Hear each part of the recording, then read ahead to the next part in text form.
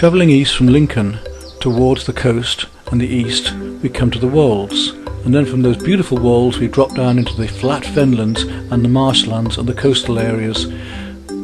South of Grimsby and just above Mablethorpe is Thedlethorpe, and then just above Thedlethorpe Saltfleet. In medieval days Saltfleet was a thriving little port, and there were even salt pans and beds as well.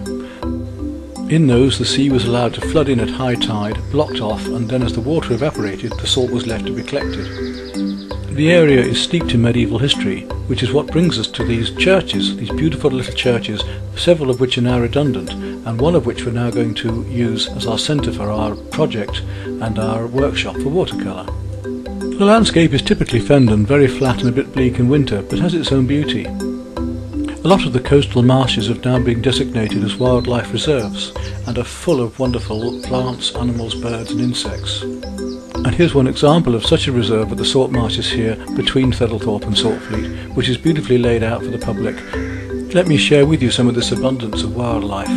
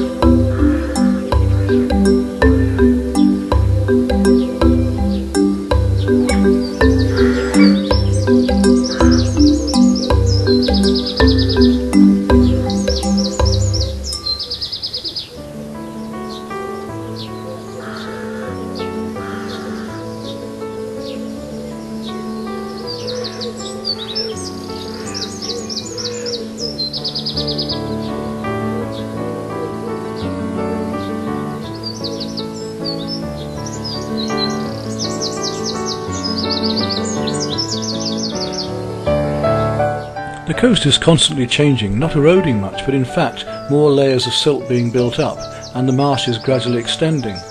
Boat users at Saltfleet Haven have to be constantly aware of this, as every year the channel changes. Not only are these open spaces a wonderful environment for wildlife, but also for people. Miles of expansive beach where you can walk with your dog and just enjoy your own company, hardly anybody else to be seen. The landscape is a little similar to the Dutch landscape, being so flat, and for this reason we have wonderful skies and cloud effects and fantastic sunsets. The different seasons can produce very different effects, both atmospheric and weather, and we get some wonderful effects of light.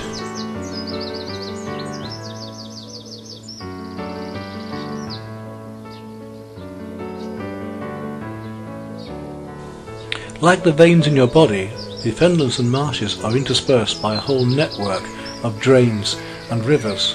The drains are pumped up from the lower land back into the rivers, and those rivers then come out into the sea, which is how Saltfleet was actually formed, and the little harbour there.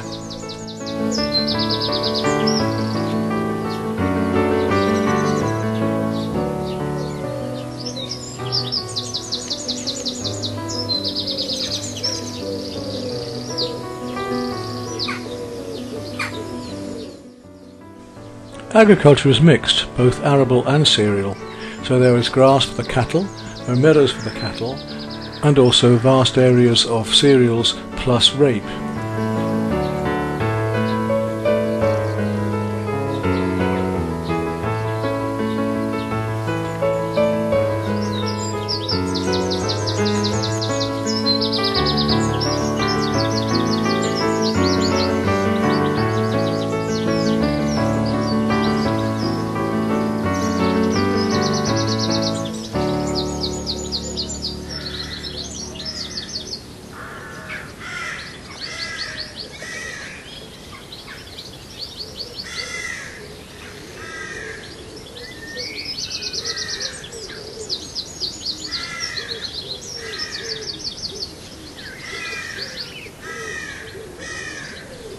Saltfleetby is a few miles inland from Saltfleet itself. Like several of the redundant churches in the area, the Church of All Saints at Saltfleetby is maintained and run by the church's Conservation Trust, who have kindly asked me to do this workshop today. We've already done workshop at the beautiful little redundant church at Thedlethorpe, and that was in pastels. This time we're going to use watercolours. With a leaning tower and uneven roof, this church has a crooked charm. It is also one of the oldest churches in the area, situated in a now sparsely inhabited neighbourhood. Nearby Saltfleet was once a prosperous area with a thriving port. The oldest parts of the church date from around 1150. This includes the west tower, with its blocked round-headed bell openings and the 12th century arcades inside. The topmost elevation of the tower is 15th century, as is the gabled porch with its Latin inscription and shields above the doorway. Beneath the parapet, the tower is ornamented with gargoyles. Buttresses were added in the 19th century to halt the subsidence caused by marshy ground.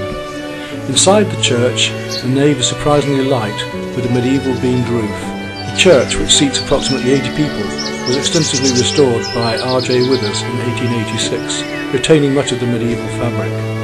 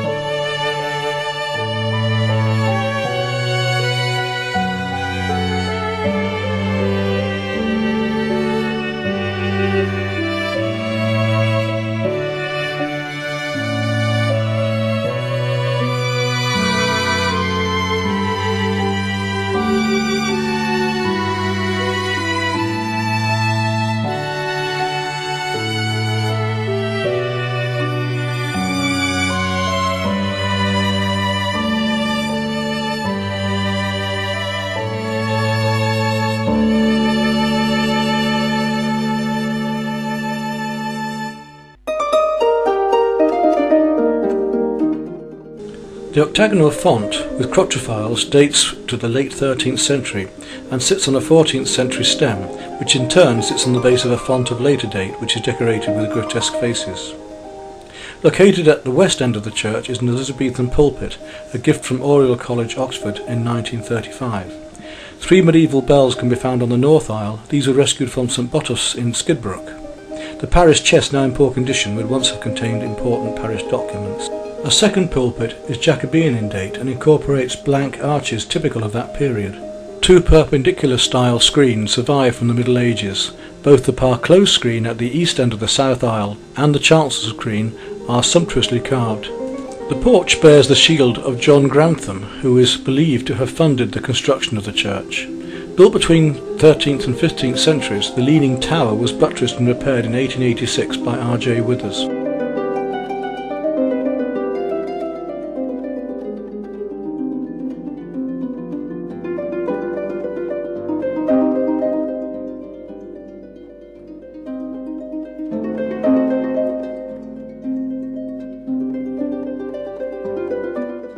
Here is the full range of watercolours that I advise and tend to keep in, and I haven't got the turquoise in amongst this one though.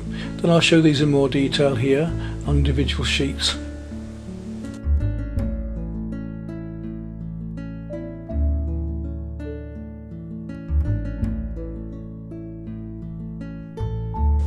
But for the interior of the church, all we're going to use is a simple limited palette of burnt sienna, yellow ochre, ultramarine and Prussian blue. These will do for all we want, with these lovely soft colours inside. And now onto the brushes that we might use for watercolour. I'll explain these in more depth here, but all we're going to need really is the oval mop and maybe a small round for working on the inside. We might need a bit more outside as we'll need more texture as well. Although I have some different watercolour brushes, you can see I have a lot more brushes and so on for watercolour than I have for the oils and the acrylics. I've got these sword brushes, which are a beautiful shape. You can see they have a sword end here. And they're fine that way, and then with a sword edge that's sharper that way than this way, with this distinctive sword shape. I like a fairly long sword brush. Some of them are too sharp and short, but with these they're great for figure painting, and you've got more versatility of movement. So those are swords, and I've got those in different sizes. Then we have the ordinary round brushes, and then we have the different sizes. I have riggers, that's this long one here. If I wet it, you can see you can make a wonderful long point with it, and that would be good for painting long fine lines. It holds a lot of liquid. Again, I've got various textural brushes such as these, very useful for painting grasses, branches, twigs, trees in winter, and I've got different sizes of those.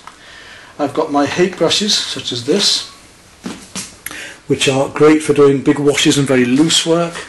And one of my most useful brushes of all is the oval mop. That's this one, which is lovely when wet because you've got it nice and flat one way to do lovely washes, and you can go fine the other way. So between that and a fine brush like a rigger, I can almost do a painting with that alone, or a hake and a rigger, just on their own. We've got the flat brushes, which are great for doing dry brush work, or paths, or square windows and so on, so different sizes there. And that's about all I need, is just a variety of those types of brushes, but all of them will have a use.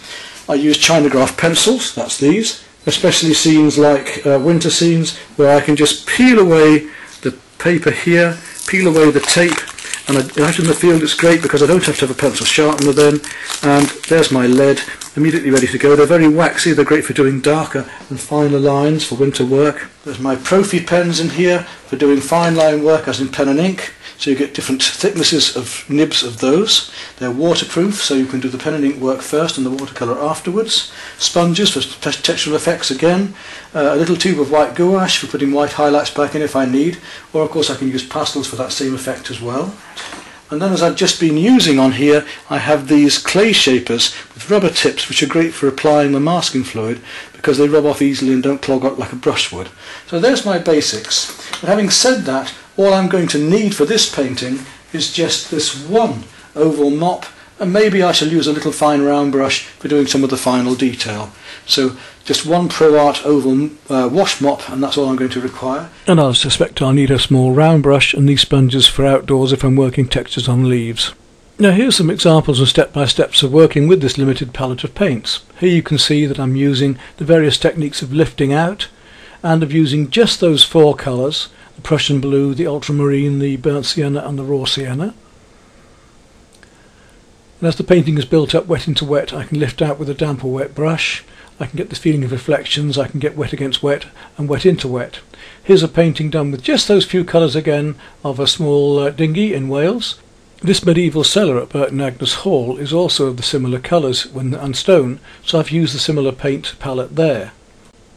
This is Devizes Church in Wiltshire, and then we go to Beverley Minster, Evensong at Beverley Minster. This is a very large double sheet of watercolour, but I will have a full range of watercolours available for the students, especially for working out of doors.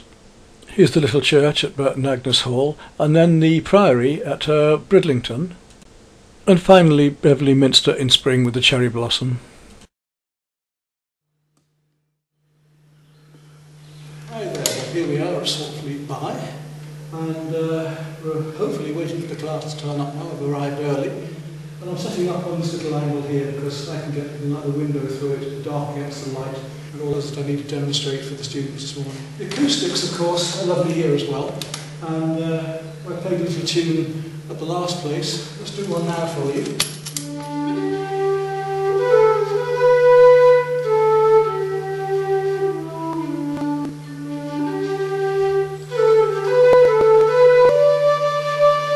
And that is actually the sort of work we're doing today. We're only going to use four colours. You see them down there on the floor. It's Prussian blue, which is a very, very dark blue, ultramarine, which is a beautiful deep sky blue, raw sienna, which is like yellow ochre, it's sort of golden sandy colour, and then burnt sienna, which is raw sienna but heated up and burnt. And that gives you a lovely reddy brown. And with those few colours we can work our warms and cools. Now in every colour we've got in the world there is a warm and a cool version. In yellows there are cooler, more bluer yellows, even though that seems strange, and there are more orangey red yellows, yeah? And that's what we're playing with here. We're playing with these redder, warmer colours, which are redder, and cooler colours, which are towards the blues, so icy, hot, flame, warm, ice, blue, cool. And even in blues there are cooler blues and warmer blues. Our ultramarine blue is actually quite a warm blue. So we're playing between the cooler Prussian blue, which is very dark as well.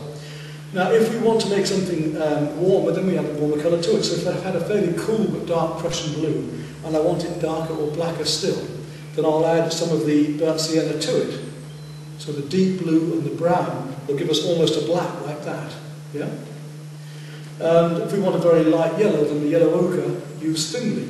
Now we're painting with watercolour, and the idea of watercolour is that we don't use white paint. I've got a little bit with me for emergencies at the end if we make a mistake, or for highlights. For instance, something like these little lights here. We would use something called masking fluid, or gum. And that is a liquid latex which you put onto the light areas first, let it dry, and then we paint over the top. And when it's dry, we remove that latex afterwards. There are white spots left. It's a resist, okay? And that's what I've done on those bits there. If we wanted to, we could use a little bit to play the shiny tops of these pews and things. If we didn't leave those lights behind, you could put them in with the white paint, with the gouache, it's called, afterwards. Now, designer's gouache is like a cross between poster paint and watercolour. It's slightly opaque and slightly thicker. But purists want to use white paper only. If I want to paint pink, then I might use thinned down red. And if I paint a thin wash of red onto the paper, it's going to be pink, because white and red makes pink. If I want a very light yellow, then I've got to paint the yellow much more thinly with lots of water. So in watercolour we work in the reverse, from lights to darks. Very often with opaque paints like oil paints or acrylics, we work from the darks to the lights. The other week we could put all the midtones on, couldn't we, and then put the lights at the end. This time it's got to be the other way around. We have to leave all of our lights behind. So in that painting over there I'm going to start off with the window area and work my way up into these, looking for the lights and darks and warms and cools. I haven't got to worry too much about texture in this particular composition, but it's lights and darks and warms and cools, and these subtle changes of colours as I go through. I'm used to working on a larger size, so I've got to come down on scale today, and detail's going to be a bit difficult, but I'm going to show you how to attain that. So here's one that I did outside of Beverley Minster, and that was actually painted there while I sat there. This is the sort of thing I might do this afternoon if we get a couple done indoors. And you're going to have more paints, more colours. We could do it with a limited palette, we could still paint with a limited palette, but it will limit you right down in the amount of vibrance you've got. So this limited palette is great for indoors, but for outdoors, I'll give you some more colours when you need them this afternoon, okay? And I've got little plates and cups, water, brushes for you to borrow, everything's there for you, so everything you need today to have a beginning.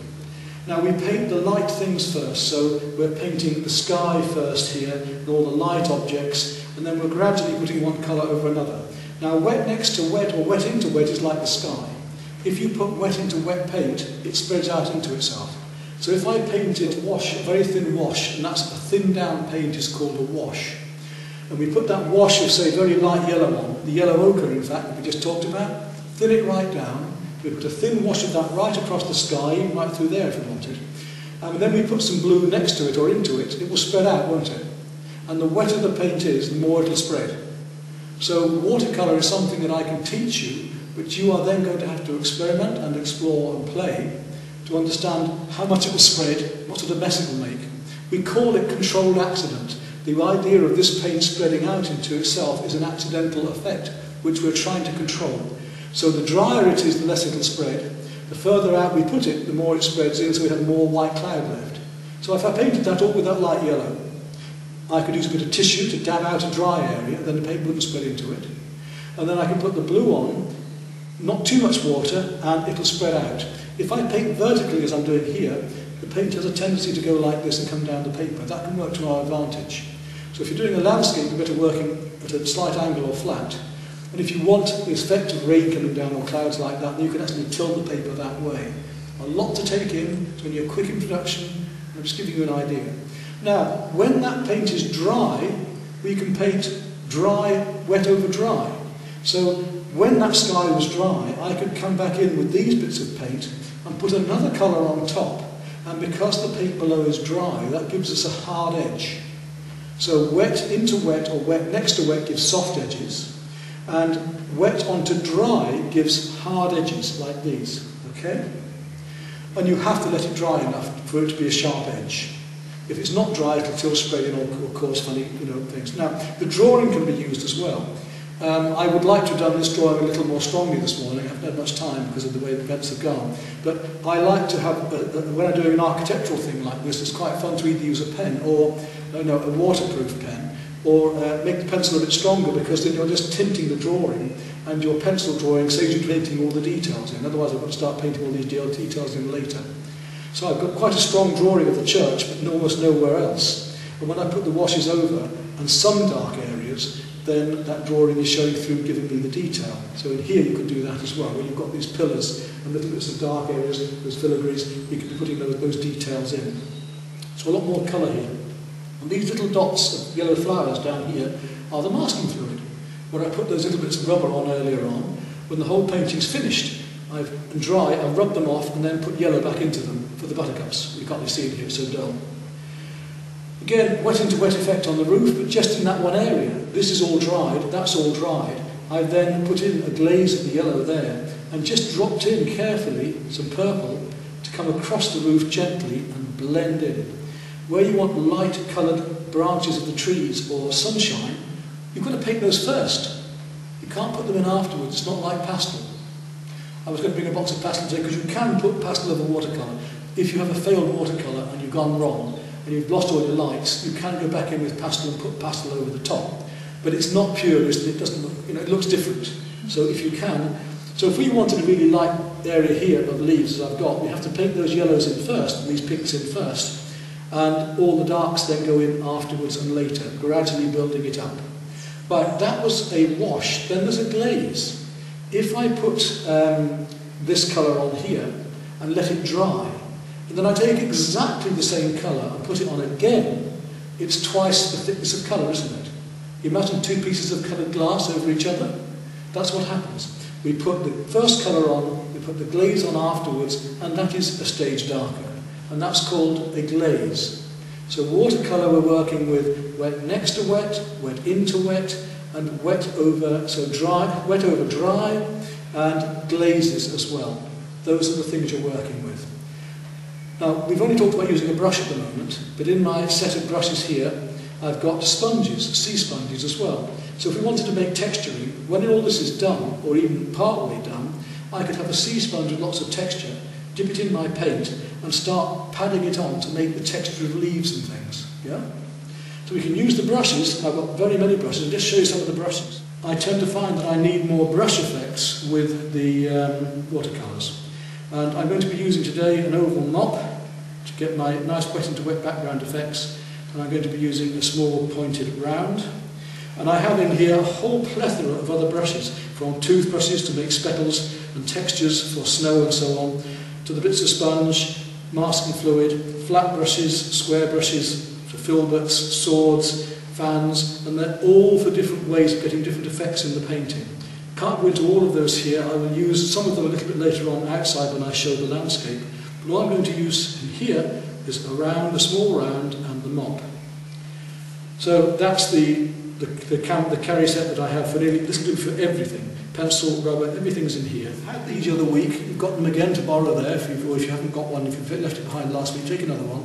Remember how to use them. You hold them out if you want to see more, in if you want, sorry, less, in if you want to see more. And you mark them off with the marks on your paper to quarters and eighths. And especially in here, it will really help you to see the angles. These angles are very difficult. Now, in a church like this, we're dealing with one-point perspective, basically. Everything goes away to one vanishing point. All of these lines, if we draw an X, all of these lines are going to go to the middle of that X, okay? And, you can see from my drawing here, there's the lines going away down to the X, look. There's the lines, and they will all meet about there. And that would be the height that I'm sitting. The horizon line, the height of where the X meets, is where your eye level is. So if you're a child, your eye level is going to be shorter than somebody else, and they'd be taller than you, their head would be up above that, but the child's head is there, or they're sitting there. So it gives you an idea of scale as well. So all of these lines will have to meet at a central X somewhere from where you're sitting. We've talked about paints, we've talked about brushes, we haven't talked about the papers. There are three types of paper in surface. The smooth, which is called hot press. There's not, which is called neither. It's in the middle, it's not either. And there's rough, which is the roughest. And then there's different weights of paper. There's 140, which this is pound, that's the weight of paper. And then it goes up to about 300 plus, which is like card. And it will, the effects on it are very, very different. If you want lots of detail, then the hot press smooth is good. If you want a nice rough snow scene or loose street scene, then the rough is nice, and different effects of the brush. Because if I have a rough surface, I can use a stiffer brush, and I can drag the paint over the surface, just touching the surface texture. Yeah? Today we're going to be using the soft brushes and getting the paint right in there. And I'm going to show you a little bit of dry brush here in a moment. Right. On one side, when I'm demonstrating, it's always difficult for me because I have to sit to one side of the painting so that you can see what I'm doing. Brushes, water, palette, and I would have sponges and so on. And I should have a bit of tissue as well, but I'm not going to bother, just to get going. Now, if we look down there, this is the lightest area, isn't it? And it's very, very light, slightly light greens and yellows. And then we come through to the darker, warmer pieces here, which are in front. And all these little light pieces shining through. We could mask those off with the fluid first of all, and all these little highlights. Normally, if I had time, I'd mask off all these little highlights on the top with the masking fluid, okay? I haven't got time for that today, so I'm going to make it quite loose. All I want to show you the technique, really. And then you can be as careful as you want.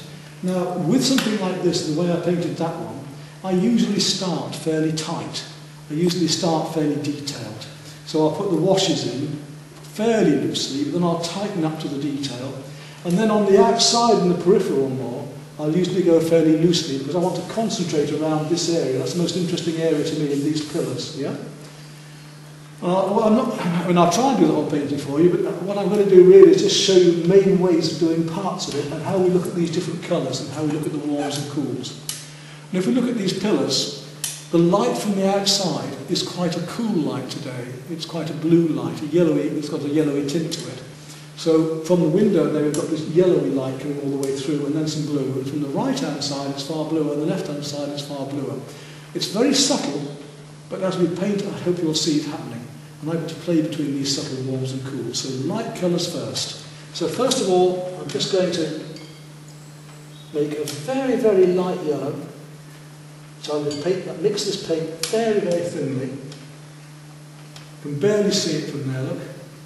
Yeah, that's just giving me a very thin wash of the yellow, because I've got a very light yellow coming through that window. I'm going to let it dry just a fraction, it's a bit too wet at the minute. Now, while that's happening, I'm going to start painting in the background wash for the very back wall. And because I'm painting dark over light, I can afford to paint all through this. Right where that filigree and everything is, I'll paint right through it, then I'll come back afterwards when it's dry and put it over the top. So you haven't got to paint in between everything, no. It starts on light, so we can paint those afterwards, as carefully as you want. Now, the window light is reflecting across these beams, and that's quite light still. But it gets a little bit warm as it goes on. So I'm going to come up into here, where that light is all the way through there first. I'm going to paint this whole area right the way through, which you can't probably see from there, but it's a fraction stronger. So the paint's going to dribble down a bit for me here. A fraction stronger than the window. The window is a little bit lighter than that paint I've put on. I'm going to keep putting it on while it dribbles down, so it goes a little bit darker still. And this one, and on these beams up in the ceiling too, there's a bit of light going on. So anywhere where there's that light now, while it's on my brush, it's the tip of the brush, just tickling it in, and then there's some happening down the floor and in places down here, and through there. Now, you see how I use the brush on the flat then, not just the tip, and I just dragged it across the floor. Can you see the texturing there? Can you see that slight texturing going on there now? Right, that is what we call the dry brush. That's when I just drag the brush through here, like that look. And it gives me, now if I want it harder, I push a little bit harder onto the paper and it paints it right in, doesn't it? Now I don't want this lot dripping down here, so I'm going to dry my brush out and just lift that out. Right, coming up to this wall here, this wall compared to the back wall is cooler, with a slight bit of warmth coming in there. In other words, it's cooler, it's slightly bluer. When I get these colours in here later, you'll see what I mean, it'll make a difference. I still want to be a little bit stronger on that yellow now, so I'm going to make that yellow a bit stronger now and start painting in some of these areas here, which are much warmer. I've got to work fairly quickly now. That's coming down there, that's coming down there. And I'm going to let one colour flow into another. That brown comes down there, a bit there. You see, I'm already starting to build it up. And I'm going to take a bit of the pure blue, the ultramarine blue, and very, very thinly bring that down here to capture the light there, both sides at the moment. So it's wet next to wet, so that flows in. And I'm just getting soft effects of light at the moment. Come back to this one, and that same dark comes down there, down that edge. If you look over to the windows over there, look at the window inside and over here, we've got the blue light coming from outside and this much more yellow light coming from above. Yeah? And that's what we've got to look for. So I would have made that actually, probably a bit too late now, but I would have made that actually a lot stronger in yellow earlier on there. Put a bit more darker down here now, that's better. And this is still damp, so I'm still actually painting a bit of wet into wet there. Just using the tip of my brush the whole time. The tip of my brush. For this, and then if I want to paint a large area like that, I'll use the flat. And we've got the light coming through there, so right up into these background. I've got to paint that over for a minute. I'm leaving bits of white in between the highlight, little bits of highlight in between. Comes down to there. So now that's quite thin, that coat there is, and very slightly red, very slightly pink. As I can't use pink, I'm going to have to use the red there, very thinly. I'm using the brush sideways there, and just indicate now those beams while it's still wet. We'll just indicate that background. Not too much detail. Those beams come down. Right, now this is dry look. So if I take my small brush now and take that same colour and a little bit more blue into it again, just a little, I can come back down to here and I can actually go over that now, make that archway. So now you see the light shining through the dark, and we can go darker into that yet if we want to, which I'm just about to do now. We'll go a bit darker still, so while it's still like that. This is still damp, so if I go back to it, and I want a softer colour into that still, just to give the feeling of the darks of these here, I'm going to now drop into there some more of those darks like that. Not that dark yet, I'm going darker and darker gradually. Right, I want to go darker in there still. I'm going to take my Prussian blue and really go quite dark into there now. Prussian blue and a little bit of a brown. And I really want to get some of these deeper blues going on up in here to really get those shadows happening right up in the rafters. So we've got the surface. This wall wants to go cooler here, darker. So all the way down there as well. A little bit more blue into that. You get the idea of how the light's building up? Right, here, it's quite warm in there, in that, it's quite red in there, in that area of panels. So I'm going to come into there right the way through with a slightly warmer red, the feeling of the actual perspective in the floor as well. And drag some little marks out, and we'll soften it to look like the stonework there. We'll do that again later, it'll be a bit stronger, it's still too wet yet. Right. You can see how loosely that's painted, but just indicating it. But as the paint dries, you can become more and more detailed. Let's start to look at this screen now. In that same burnt sienna, a little of the ultramarine this time, we can start to look at how this screen comes through. Dark at the top. Don't worry about this dark thing on the foreground here, because I'm going to put that in afterwards, even darker still. Got the lectern there.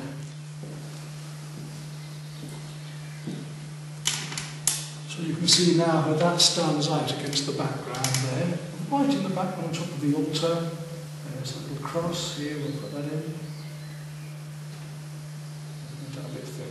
I'm not going to spend too much time being careful, so we can get you to see it. Now I go back to my bigger brush, and I want to get these warmer colours in here. The darker we go, the lighter the lighters look. It isn't so much a matter of, it's like painting a sunrise. I once struggled with a sunrise at Bridlington, and I was putting more and more orange on because it was very, very warm. I just couldn't get it warm enough. But I realised the mistake I was making was so obvious, I should have been putting more cools on to make the warm look warmer. It's like a bathroom, you know, if you paint your bathroom in cold colours, it will feel cold. If you paint it in nice warm colours, it will feel warmer. Even though it's just a mental thing. Feel the surface here, the floor. And you see, when that's dry, I can actually go over it. So if I wanted to put a glaze over the whole thing there, I could do. That's enough to just give you an idea, isn't it, how those few colours can be used to get the effects of warms here, cools here, the lights and the darks, the wet into wet, the wet next to the wet, and then you can gradually build up afterwards. I mean, now I can come more and more into this. I can start to really tart up these little bits of, if I want to put in these lines of stonework here, I can start to really indicate those now. That'll do for now. So you guys, the hardest part is the drawing. It's easy to work looser than a good drawing, but if you have a bad drawing to start with, the loose work will look even worse. So you've really got to try and get, doesn't matter, just maybe choose one or two pillars. Just go for something simple like that in the middle and try and get the feeling of roundness, try and get the feeling of the shadow as it comes around these forms, for instance. So we've got all of those techniques being used in one painting, and you're just using those few colours to start with. And then we'll try different techniques for landscape outside this afternoon with sponges and things, okay, if it doesn't rain. So let's see how you do. It's supposed to hold off.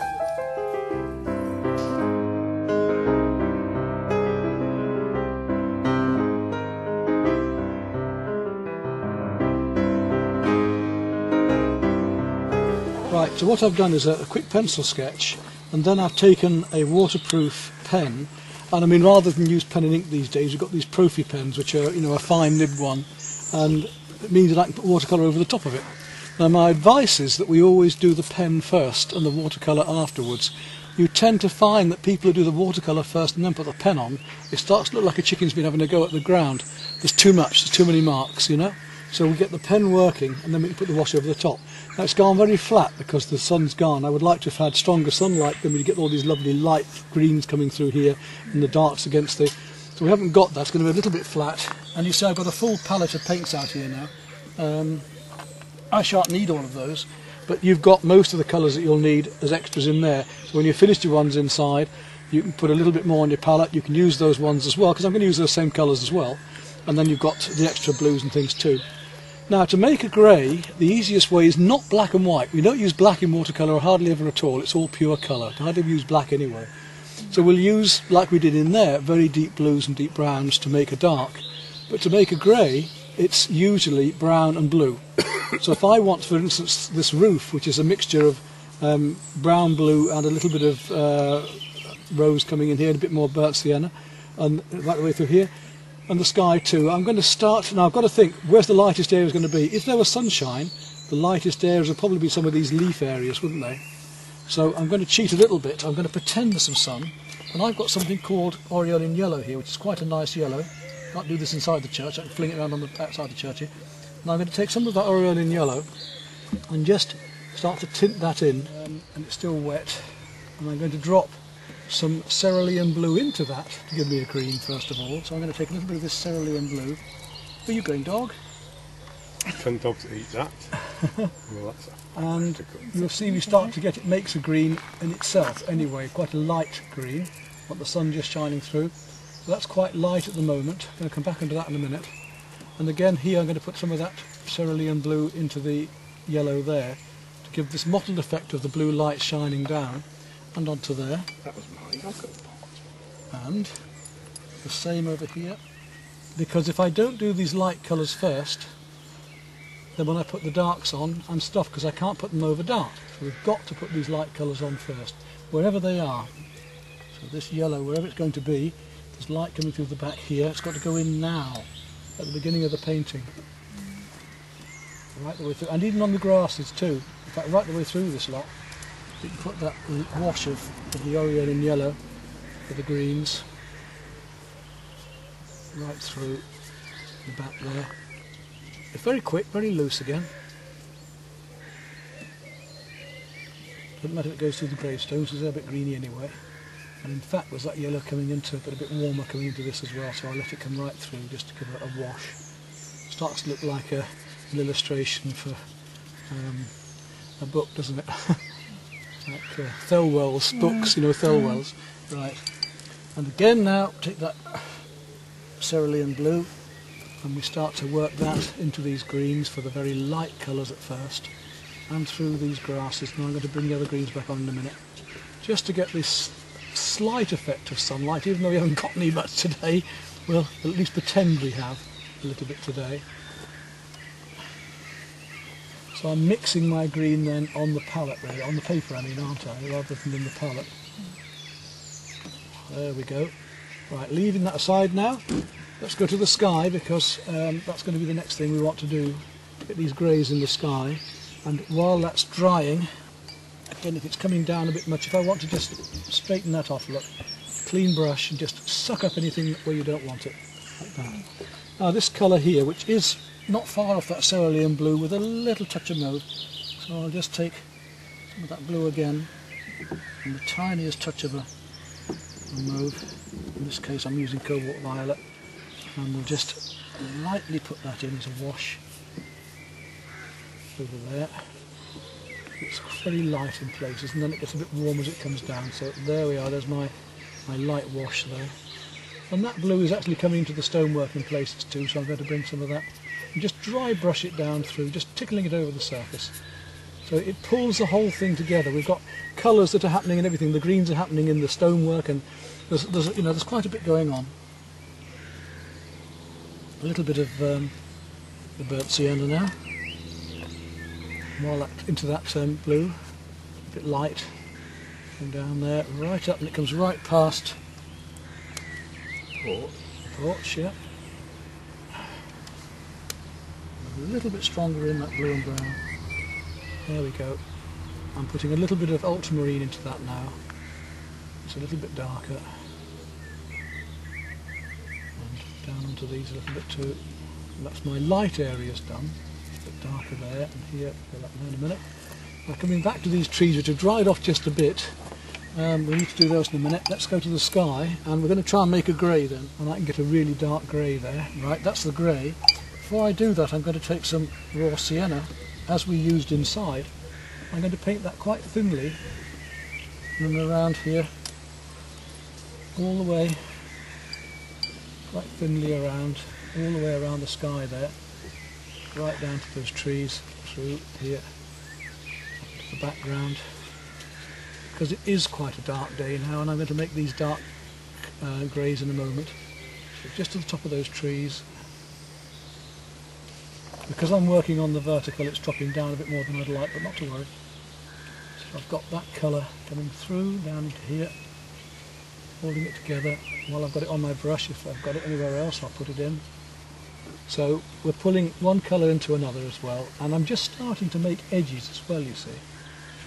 Right, now I've got that, and I want to get this grey that I made earlier and drop it in cloud-like. And this is where having it vertical is quite fun, because you can see now how that's going to drop downwards, look. Give me a nice cloudy effect, isn't it? Right up to the edges here. Get these lovely stuff. Just tickling it around the dark, leaving the lights in between. Get these lovely effects. Right down through there. There we go. So now we've got our very light colours. We've got our sunlight, in fact, and we've got some of the darks coming, the mid-tones coming in. This is going to have to be a lot greyer later, so I'm going to start now and actually make it, give it one tone now already. It's darker than it. John Piper sold for a lot of money. I wish mine would. That's what I'm saying. Seriously? Yeah. Right, now the warms. We've got these nice bricks and things going on, so what colour could we use for those? I'm going to take, strangely enough, I'm going to take a little bit of that cobalt violet again at first, which is this very light pinky purple. Drop that in where the stonework's going to go like that. And wherever that warm then is, so if it's up here as well,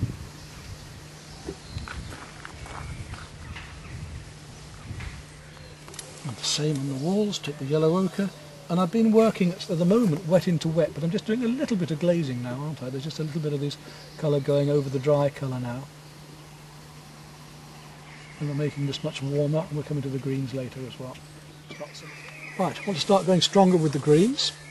And there's quite a variety. We've got to look at warm and cool greens here as well. They're quite cool greens on the left because we haven't got much sunlight, and they're warmer greens here, and they're cooler in the distance, even though they may not seem so. Right, rather than make greens now, I'm going to start using the palette ones, although I could make greens. Let's make one green just to show you. I'll make a warm green. If I take the yellow ochre and some ultramarine, you get a lovely warm, strong browny green, which is quite nice for these trees here. It wants to be warmer still. So that's one green. There's so many greens we can make just with the yellows and the blues. And what I advise students to do when they first start watercolouring is to take all the yellows they've got and all the blues they've got and try as many different permutations as possible in mixing them. And now I'm using the edge of the brush to start to get an explosive feel to the branches and leaves as they come up and through. Just to tickle in like a slow motion explosion, these leaves coming out. And those greens are coming into the wall still. Don't stop and think that the green isn't there, because it is. It's in amongst that stonework. All the old moss and lichen and the years of wear, it's all there in that old stonework, especially down here. And this is the beauty of watercolour. We're building up thin washes of the colour. We're making it quite light and delicate and gradually building it up, using these lights. And giving the illusion, the impression of a lot of detail. Because as I work into this now, I can start to do little strokes like this, which will start to make it look grassy. Some burnt sienna.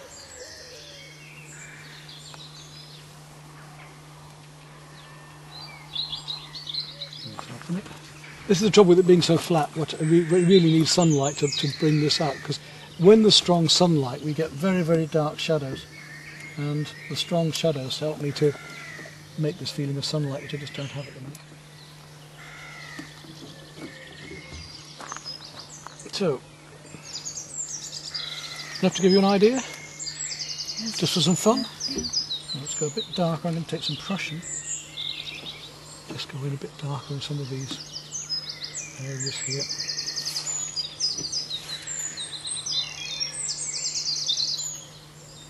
So certainly right in there, if I take the Prussian or indigo and the brown, I should be able to get these branches a little bit better.